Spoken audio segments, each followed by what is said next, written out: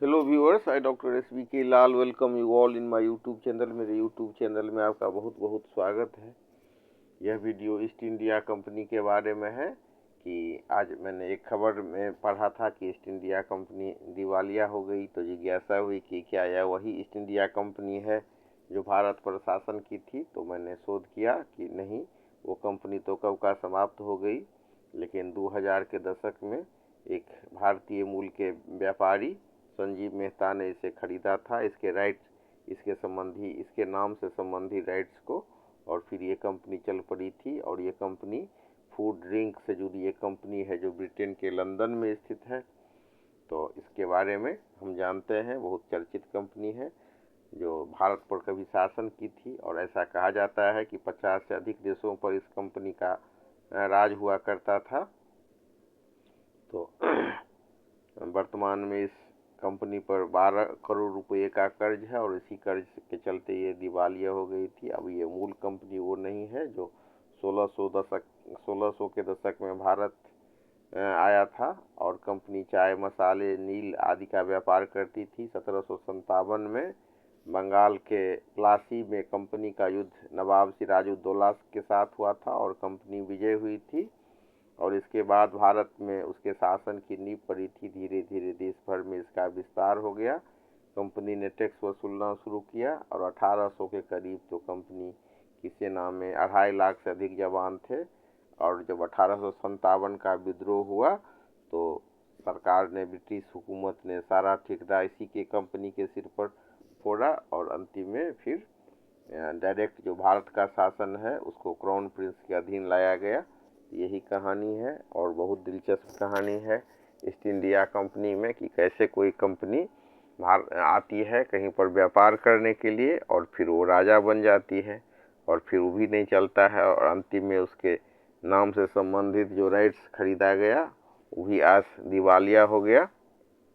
तो यही पहलू को, ऐतिहासिक जो विडंबना है और जो आधुनिक ईस्ट इंडिया कंपनी है और असली ईस्ट इंडिया कंपनी थी, सबके विसंगति और संगति के बारे में जानेंगे।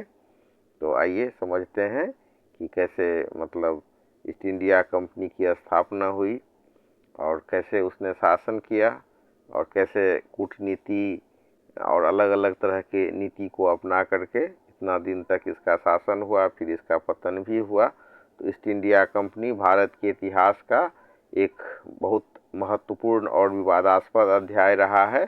यह एक अंग्रेज कंपनी थी जिसने धीरे धीरे भारत में व्यापार से शासन की बागडोर अपने हाथ में ली थी। इसकी स्थापना 31 दिसंबर 1600 को ब्रिटेन के महारानी एलिजाबेथ प्रथम द्वारा दिए गए एक शाही चार्टर के तहत हुई थी। इसका मूल नाम governor and company of merchants of London trading into east Indies था। इसका उद्देश्य शुरुआत में सिर्फ यही उद्देश्य था कि दक्षिण पूर्व एशिया और भारत के साथ मसालों और अन्य वस्तुओं का व्यापार किया जाए और मुनाफा कमाया जाए। भारत में इसके विस्तार की चर्चा करें तो व्यापार से सत्ता तक इसके विस्तार की कहानी है। 17वीं सदी की शुरुआत में कंपनी ने मुगल बादशाह जहांगीर से अनुमति लेकर सूरत में अपनी पहली अस्थायी फैक्ट्री स्थापित की। और 1757 में प्लासी के युद्ध के बाद कंपनी ने बंगाल पर अपना प्रभाव जमाना शुरू किया। 1765 में बक्सर के युद्ध में इसे दीवानी अधिकार अर्थात राजस्व इकट्ठा करने का अधिकार मिल गया, जिससे यह एक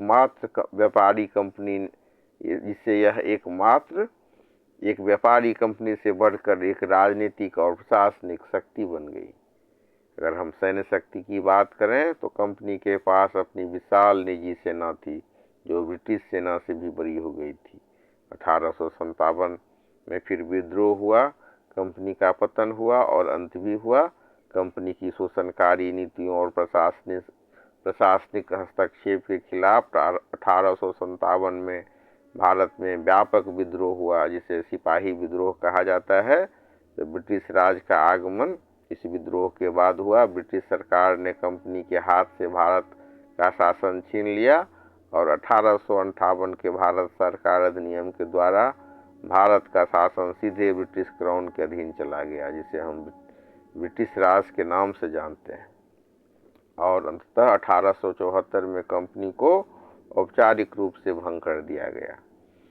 लेकिन हम देख सकते हैं कि लोग कैसे कैसे दिलचस्पी रखते हैं और कैसे कैसे मतलब उसके नाम से संबंधित राइट्स को 2000 में भारतीय मूल के संजीव मेहता ने खरीदा, और वो भी कंपनी आज दिवालियापन मैंने दिवालिया हो गई है, और कहा जाता है कि अभी उसका अंत निकट है। लेकिन ये संजीव मेहता हैं, वो चाहते हैं कि उसके बहाने उनका भी नाम लोग जाने और उसको जलाने की बात करते हैं। तो ईस्ट इंडिया कंपनी का इतिहास व्यापार करने आए और शासन करने लगे की कहावत को चरितार्थ करता है। इसने न केवल भारत की अर्थव्यवस्था को पूरी तरह बदल दिया, बल्कि राजनीतिक और सामाजिक रूप से भी गहरे प्रभाव छोड़े।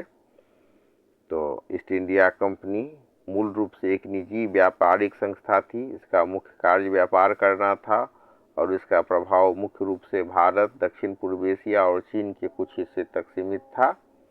इसने 50 से अधिक देशों पर शासन नहीं किया था, बल्कि इसका ध्यान ज़्यादातर भारतीय उपमहाद्वीप के क्षेत्रों को नियंत्रित करने और वहां से राजस्व वसूलने पर था।